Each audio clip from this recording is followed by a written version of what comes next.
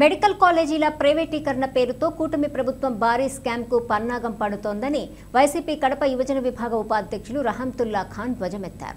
ఆయన మీడియాతో మాట్లాడుతూ ఎన్నికల ముందు గెలవటం కోసం సంపద సృష్టిస్తానని చెప్పిన చంద్రబాబు నాయుడు సంపద సృష్టించకపోగా జగన్మోహన్ రెడ్డి సృష్టించిన సంపదను ప్రైవేటీకరణ పేరుతో ప్రైవేటు వ్యక్తుల చేతిలో పెట్టాలని చూస్తున్నారని ఆరోపించారు. ప్రైవేటీకరణ చేస్తే ఒక్కో సీటు కోటి నుండి 2 కోట్ల వరకు అమ్మే పరిస్థితి ఉంటుందన్నారు.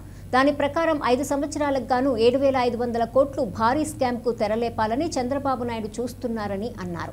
రాబోయే ఎన్నికల్లో జగన్మోహన్ రెడ్డి గెలిచిన తర్వాత మెడికల్ కాలేజీల ప్రైవేటీకరణను ప్రభుత్వపరం చేస్తుందని ఆయన తెలిపారు.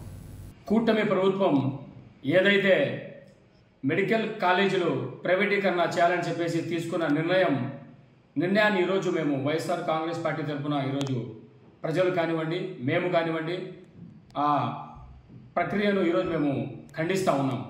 ఎందుకంటే చంద్రబాబు నాయుడు గతంలో ఎన్నికల్లో గెలవడానికి సంపద సృష్టిస్తా అని చెప్పేసి చెప్పడం జరిగింది.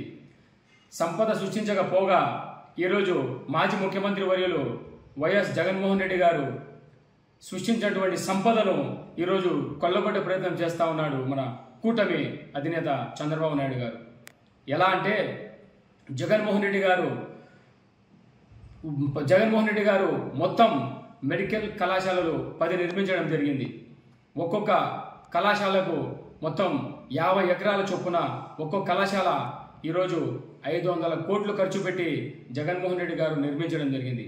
అలా చూసుకుంటే 10 కళాశాలలకు 500 ఎకరాల భూమిని 5,000 కోట్లకు ఈరోజు జగన్మోహన్ రెడ్డి గారు ఖర్చు పెట్టి నిర్మిస్తే ఈరోజు ఆ డబ్బంతా కూటమి ప్రభుత్వం తీసుకెళ్లి ప్రైవేటీకరణ చేసి ప్రైవేటు వ్యక్తుల చేతుల్లో పెట్టే పరిస్థితి వస్తూ ఉంది.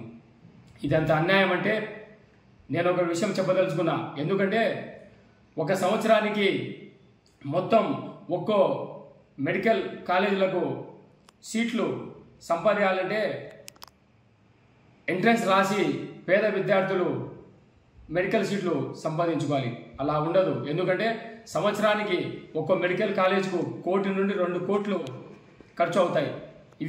ఈ డబ్బులు మొత్తం సగం % 700 పైగా సీట్లను చంద్రబాబు నాయుడు గారు ఈరోజు అమ్ముకోవాలని ప్రైవేటీకరణ వారి చేతుల్లో పెట్టాలని చూస్తూ ఉన్నారు.